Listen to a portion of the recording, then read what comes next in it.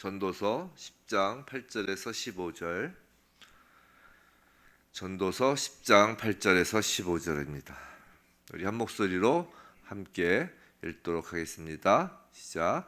함정을 파는 자는 거기에 빠질 것이요 담을 허는 자는 뱀에게 물리리라. 돌들을 떠내는 자는 그로 말미암아 상할 것이요 나무들을 쪼개는 자는 그로 말미암아 위험을 당하리라. 철 연장이 무디어졌는데도 나를 갈지 아니하면 힘이 더 드느니라. 오직 지혜는 성공하기에 유익하니라. 주술을 베풀기 전에 뱀에게 물렸으면 술객은 소용이 없느니라. 지혜자의 입의 말들은 은혜로우나 우매자의 입술들은 자기를 삼키나니 그의 입의 말들의 시작은 우매요 그의 입의 결말들은 심히 미친 것이니라. 우매한 자는 말을 많이 하거니와 사람은 장래일을 알지 못하나니 나중에 일어날 일을 누가 그에게 알리리요. 우매한 자들의 수고는 자신을 피곤하게 할 뿐이라. 그들은 성읍에 들어갈 줄도 알지 못함이니라. 아멘. 오늘 두 입술이란 제목으로 전도서 10장 8절에서 15절까지 말씀을 받을 때 정말 우리의 입술이 오직 주님을 찬양하고 우리의 입술이 오히려 정말 왼쪽의 입술이 아니라 오른쪽의 입술, 지혜로운 자의 입술로 날마다 다시 재정비되기를 주님의 이름으로 축원합니다. 날이 이제 조금 풀리는 것 같죠? 더위가 조금 가시는 것 같습니다. 그래도 아직 덥습니다. 우리 이 아침에 예배 드리신 모든 성도님들 이 더위에 늘 건강하시기를 정말 바랍니다. 우리는 이제 어제 해 아래에서 재난을 보았죠. 해 아래에서의 재난, 그 재난과도 같은 악에 대하여 우리가 살펴보았습니다. 근데 오늘 본문 8절을 보면 8절에 뭐라고 돼 있어요? 함정을 파는 자는 거기에 빠질 것이요 담을 허는 자는 뱀에게 물리리라 하고 돼 있는데 이 8절을 보면서 마치 뭘 보는 것 같으냐면 해 아래에 풀어진 이 악이 마치 인생이란 광야에 풀어놓은 뱀과 같다라는 생각이 드는 것이에요. 신앙생활을 하면서 우리는 그 두 가지 어떤 신앙적 견해, 이게 신학적 견해라고까지 하긴 좀 뭐한데 여하튼 두 가지 견해 사이에서 좀 헷갈려하는 경우가 있습니다. 이 두 가지 견해가 뭐냐면 이런 거예요.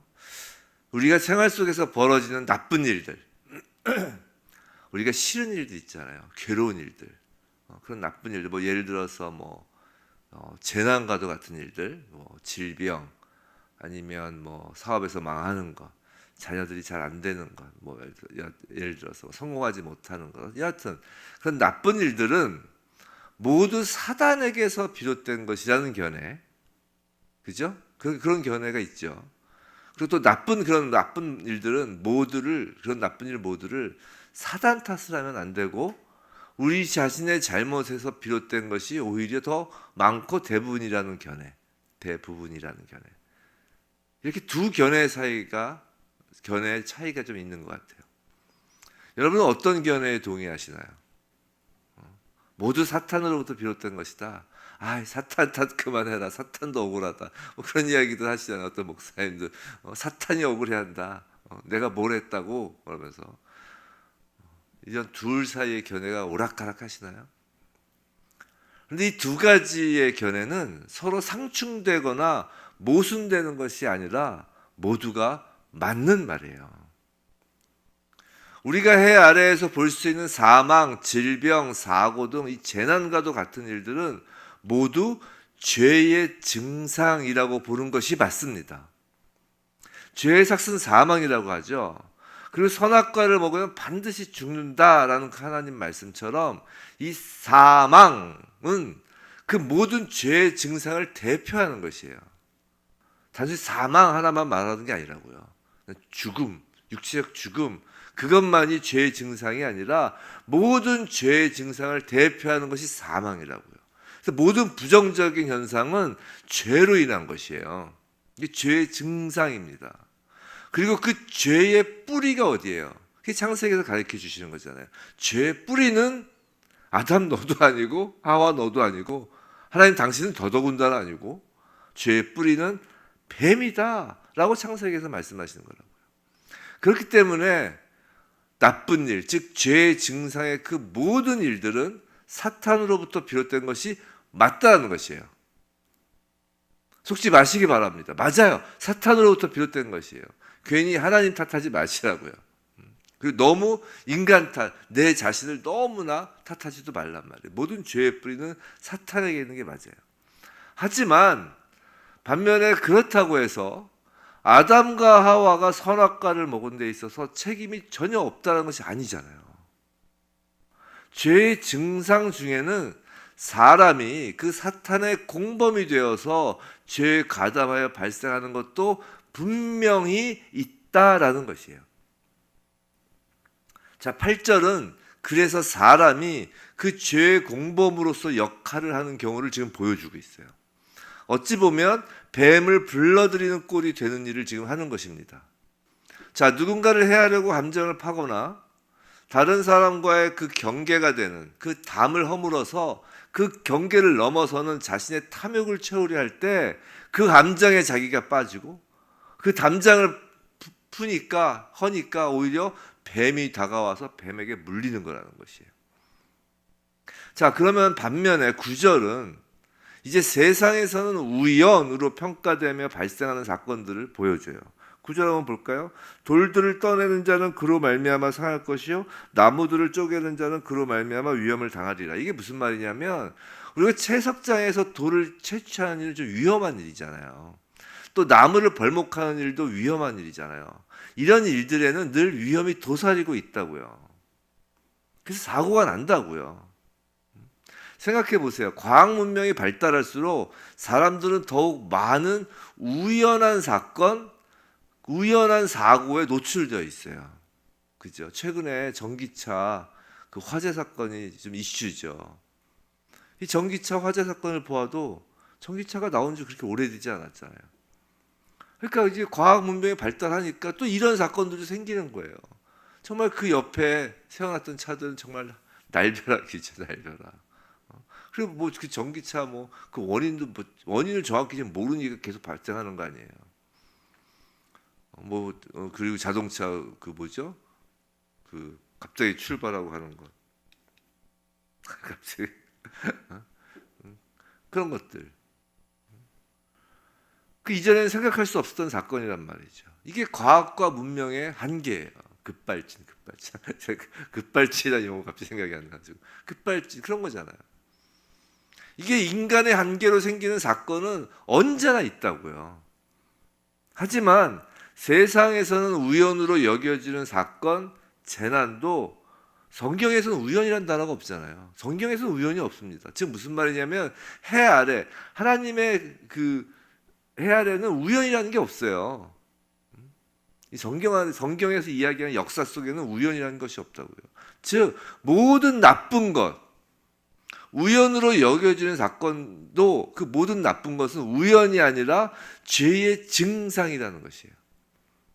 그리고 그 죄는 또한 사탄으로부터 비롯된 것이 맞다는 것이에요.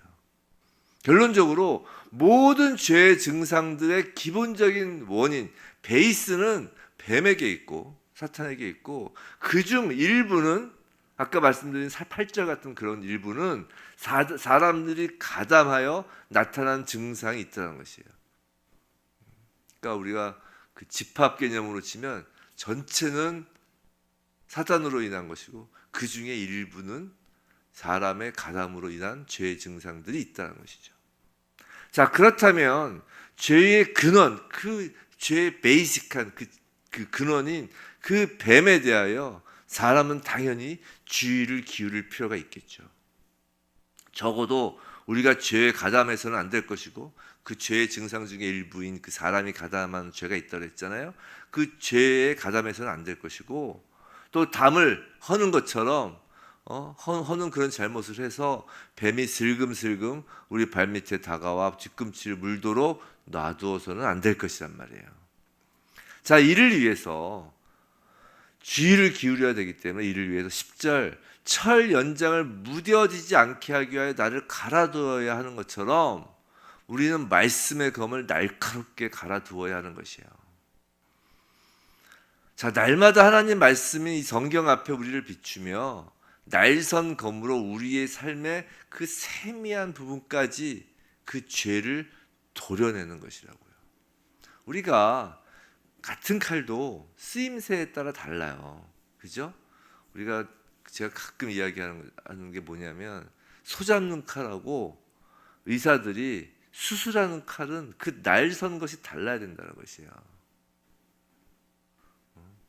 그 소 잡는 칼로 사람을 수술할 수 없잖아요. 사람 다 죽이죠. 그리고 그 날선 그 수술용 메스를 가지고 소 잡는 사람 없잖아요. 이 하나님 말씀은 어떤 때는 정말 우리에겐 날선 수술용 메스와 같은 거라고요. 왜냐하면 우리 삶의 세미한 부분에 도사리고 있는 그 암세포들을 하나하나 이렇게 떼어내야 되거든요. 그러려면 철 연장 그 메스가 무뎌지지 않게 하기 위해 나를 갈아둬야 하는 것처럼, 우리는 이 말씀 앞에서 늘 우리 자신을 비춰보며 우리의 죄를 도려내야 하는 것이라고요. 근데 우리가 정말 세심하게, 그리고 조심하면서 세심하게 아주 미세한 부분까지도 죄에 민감해야 하는 부분이 있는데, 그것이 다름 아니라 우리의 입술이라 이거예요. 그것이 우리의 입술임을 잠언 등 지혜서에서는 계속 반복했다고요. 그죠? 그래서 우리는 익히 보아 알고 있습니다. 자, 11절 볼게요. 11절 보시면, 주술을 베풀기 전에 뱀에게 물렸으면 술객은 소용이 없느니라 라고 하죠. 자, 이 말의 일단 큰 의미에서의 뜻은 타이밍을 놓치면 안 된다는 뜻이에요. 타이밍을 놓치면. 그런데 주술에 해당하는 히브리어는 속삭이다라는 의미를 갖고 있어요. 그리고 술객으로 번역된 히브리어를 직역하면 혀의 주인이란 뜻이에요. 자, 그렇다면 이 11절은 말을 뱉기 전에 뱀에게 물리면 그 혀의 주인은 더 이상 어쩔 수 없다라는 것이에요. 소위 엎지른 물은 다시 주워 담을 수 없다는 말과 같은 거라고요. 성도 여러분, 우리가 사탄의 죄에 가담하는 방식은 여러 가지가 있을 수 있겠지만, 가장 제어하기 힘들고 부지불식간에 습관적으로 사탄의 공범이 되는 가장 빠른 방법이 뭐냐면 바로 우리의 입술을 통하여 하는 것이에요. 그냥 후라락 나가버린다고요. 우리가 분노가 일어나도, 감정적인 분노가 일어나도 그냥 얼굴만 불구락 푸락 하는 거와 그 분노를 우리의 혀를 통하여 입술로 내뱉는 것은, 이건 천지 차이예요. 우리는 우리의 생각보다 어떨 때는 우리 입술이 앞설 때가 많죠. 그런 우리의 입술을 단련해서 우매자의 입술이 아닌 지혜자의 입술로 갈고 닦는 것이 사탄의 공범이 되지 않는 가장 중요한 일이다라는 것이에요. 자, 그래서 이제 그 입술에 대하여 이제 전도자는 이제 교훈을 줍니다. 12절, 지혜자의 입의 말들은 은혜로우나 우매자의 입술들은 자기를 삼키나니라고 하죠. 자, 그래서 지혜자의 입의 말들은 은혜로우나 라고 합니다. 은혜롭다라는 것이 뭐예요? 그 말을 듣는 자들에게 듣는 자들의 덕을 세우는 데 도움이 된다는 것이에요. 즉, 듣는 사람들에게 은혜를 끼친다는 것이죠. 덕을 준다는 것이에요. 이 덕을 준다는 건 생명을 소생케 한다는 뜻이에요. 우리가 그 바울 사도가 서신서에 항상 그 교회 안에서 서로의 덕을 세우라고 하잖아요. 이 서로에게 생명을 북돋아 주는 것이라고요. 누구는 이 말을 뱉으면, 그 말을 들으면 내 안에서 그 생명이 솟아나는 말들이 있다고요. 반면 우매자의 입술들은 자기를 삼키나라고 합니다. 여기서 삼키다라는 말은 파괴하다라는 뜻이에요. 즉, 덕을 세우고 생명을 주는 것과 반대되는 것이죠. 우리가 가끔 보면 정말 이상하게 옳은 소리를 하는 것 같은데도 그 말을 들으면 우리의 마음에 부정적인 생각만 가득하도록 말을 하는 사람들이 꼭 있어요. 이상하게 옳은 소리 같은데 그 말을 들으면 마음이 불편해. 정의를 외치는데 따뜻한 마음이 우리 안에서 드는 것이 아니라 그 말을 들으면 마음속이 시베리아 벌판처럼 황량하고 추워지는 때가 있다는 것이죠. 이상하게 그 사람만 가면 분란이 생기고 사람들이 상처받는 경우가 있다는 것이에요. 분명히 옳은 소리 같은데 우매자의 입술은 말은 잘하는 것 같은데 생명력이 없다는 것이에요. 오히려 사망 권세가 있는 것이죠. 그건. 자, 13절 그의 입의 말들의 시작은 우매요 그의 입의 결말들은 심히 미친 것이니라. 자, 이러한 우매자의 말의 시작은 우매가 뭐라고 했어요? 악한 것이라고 했잖아요. 즉 악하고 그 결말은 심히 미친 것입니다. 미쳤다는 게 뭐냐면 정신없다는 거 아니에요. 혼돈과 사악함이 막 뒤섞여 있다는 것이에요. 근데 사실 우리는 누구의 말이 지혜로운 말인지 누구의 말이 우매한 말인지를 구별하기가 그리 쉽지 않아요. 그렇지 않으세요? 그리 쉽지 않아요. 그것이 쉬웠으면 인간의 힘으로 유토피아를 만들 수 있다는 그 각종 이데올로기의 그 현란한 말들에 그토록 많은 사람들이 현혹되지 않았을 거라고요. 그게 쉬웠으면. 그런데 일견 우리가 조심해야 하는 말, 우매한 자의 말로 볼 수 있는 외관이 있다는 것이요. 그러니까 우리가 그걸 참 구별하기가 쉽지 않은데, 알기가 쉽지 않은데 알 수 있는 외관을 지금 전도자는 가르쳐 준다는 것이에요. 그것이 14절입니다. 14절 우매한 자는 말을 많이 하거니와 사람은 장래일을 알지 못하나니 나중에 일어난 일을 누가 그에게 알리리요. 자, 14절에서는 우매한 자의 말인지 아닌지를 알 수 있는 두 가지 표식을 지금 알려주고 있어요. 첫 번째는 말을 많이 한다는 것이에요. 여기서 말이 많다라는 것은 단순히 정말 말이 그 양적으로 많은 것을 의미한 것뿐만이 아니라 이 말을 매우 화려하게 하여서 많은 사람의 마음을 훔치는 것, 오히려 그것에 더 비중이 드는 말이에요. 그것까지 포함하는 것이에요. 생각해 보세요. 성경에서 하나님이 쓰시는 사람 중에는 웅변가는 없었던 것 같아요. 제가 못 본 것 같아요. 혹시 있었나요? 제가 몰라서 그러나? 성경 속에서 하나님이 귀하게 쓰시는 사람들 중에 웅변가가 있었나? 없었던 것 같아요. 모세도 말을 잘하지 못하는 사람인 것 같아요. 사실 자기 스스로 그러잖아요. 난 말을 못하는. 하나님이 하도 깝깝하니까 안 가겠다고 하도 뻗탱기니까 말 못해서 그 누구야? 그 형을 보내잖아요. 형 레위를 같이 보내잖아요. 그죠? 레위래. 갑자기 그러죠. 오늘 그 누구죠? 그 형 모세의 형을 보내잖아요. 모세의 형을. 오늘 왜 이러냐? 아론. 목사의 자질 의심되는 순간입니다. 아까부터 뭐 급발진도 뭐 생각이 안 나더니 큰일 났네. 이거 아침이라 그런 것 같습니다. 그 아론을 보내잖아요. 저도 말을 잘 못해요. 농담입니다.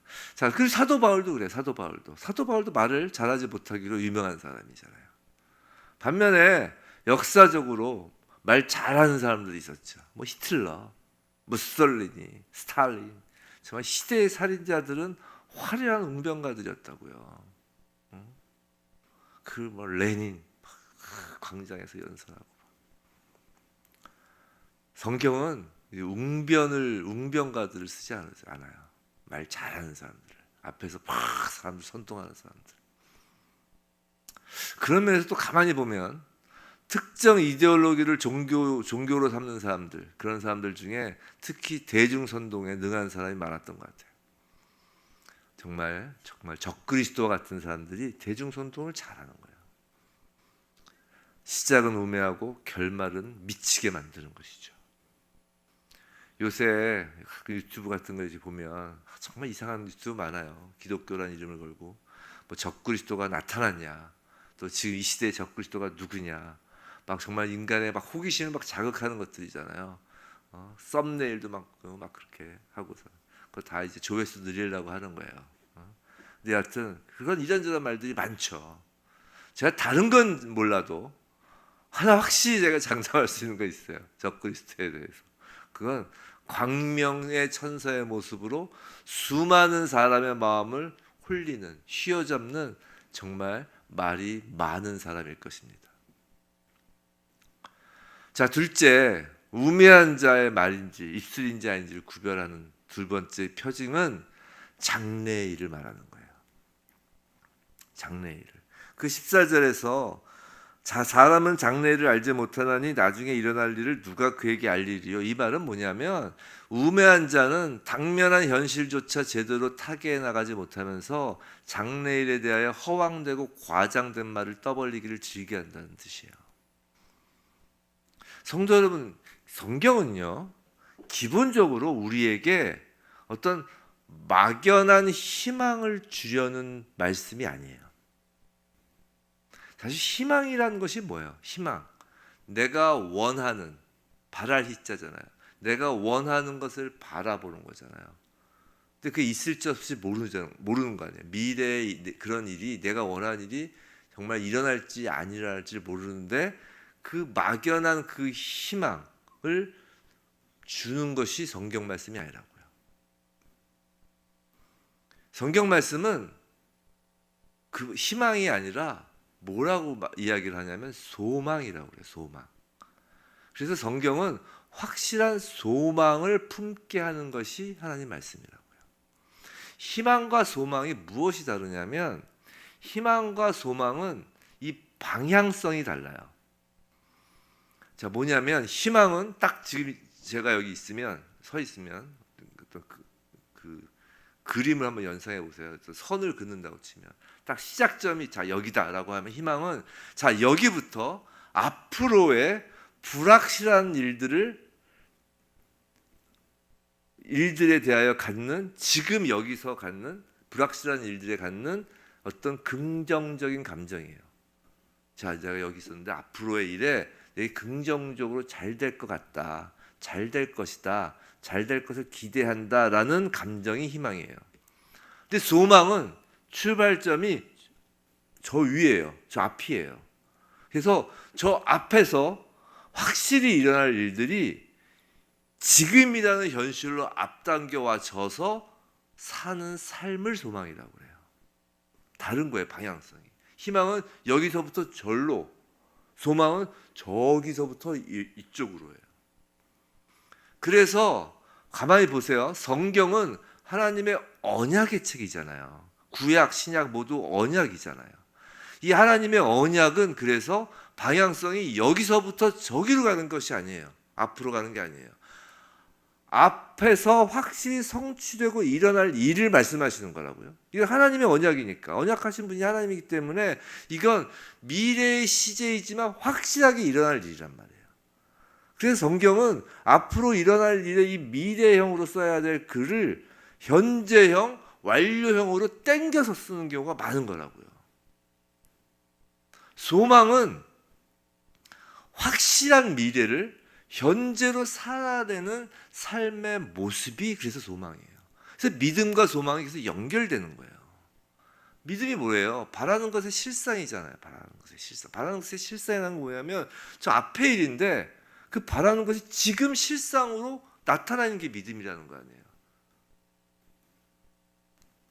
그래서 성도는 그 소망, 그 믿음으로 이미 구원받은 자로서 현재를 사는 거예요. 구원의 완성은 예수님 재림하여 우리가 새하늘과 새 땅에 들어갔을 때가 구원의 완성이죠. 이스라엘 백성이 광야에서 애굽에서 출애굽 한 것이 구원이 끝이 아니잖아요. 그러니까 죄에서 벗어난 것 그것으로만 구원이 끝이 아니잖아요. 이스라엘 백성의 구원의 끝은 가나안 땅에 들어가는 것이 끝이에요. 그렇잖아요. 하나님의 목표는 가나안 땅이었지 홍해를 건너는 게 목표가 아니었잖아요. 마찬가지로 우리의 구원도 이 땅에서 예수 그리스도를 믿어 거듭남으로 끝나는 게 아니라고요. 거듭나서 어떻게 하겠다고요? 거듭남이 뭐예요? 그러니까 죽었다가 사는 거잖아요. 거듭남이. 그게 홍해에서의 세례를 말하는 거잖아요. 이게 거듭남으로 끝나는 게 아니에요. 구원은. 구원은 새하늘과 새 땅으로 들어가는 것에서 끝나는 거잖아요. 그런데 왜 우리는 이미 구원받았다고 하냐면 그 미래를 땡겨서 지금 현재 사는 소망을 갖고 있기 때문에 우리는 구원받은 자라는 것이에요. 이미 부활한 능력으로 살아가는 것이에요. 당연히 우리의 그 부활은 예수님이 재림하실 때 부활의 영화로움을 입는 것이 부활이죠. 그 부활로 이제 새하늘과 새 땅으로 들어가는 거잖아요. 그런데 그 부활이 확실히 이루어질 하나님의 언약이기 때문에 그것을 지금으로 당겨서 부활의 능력으로 살아내는 것이라고요. 그래서 우리는 부활한 자는 거예요. 이 땅에서 하나님 나라 백성으로 사는 거라고요. 우리가 하나님 나라 백성이라는 것은 이미 부활한 자로서 살아간다는 것이에요. 그래서 이 해 아래 헤벨의 땅에서 영원한 올람을 사는 거라고요. 요새 종말과 관련하여 참 많은 동영상 개인 방송들이 있는 것 같은데요. 특히 예언을 하듯이 하는 것들이 많아요. 근데 성도 여러분, 그런 것에 너무 마음을 기울이지 마시기 바랍니다.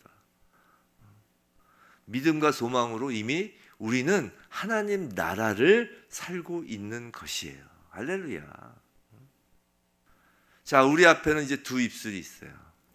우매한 입술과 지혜자의 입술이 있어요. 우매한 자의 입술에 현혹되어 죄의 공범이 되는 일이 없어야 할 것입니다. 우매한 자의 입술은 뭐라고요? 말을 많이 하는 거예요. 화려한 언변이에요. 그리고 또 하나는 앞의 일이라고 그 미래의 일을 계속 이야기하는 거예요. 장래 일을 말하는 것이에요. 예언이라고 하면서 막 이야기를 하는 것이에요. 그리고 막연한 희망을 주는 것이에요. 거기에 긍정의 힘까지 붙여서 완전히 그냥 사람을 현혹시키는 것이에요. 그래서 다 같이 일맥상통하는 것이에요.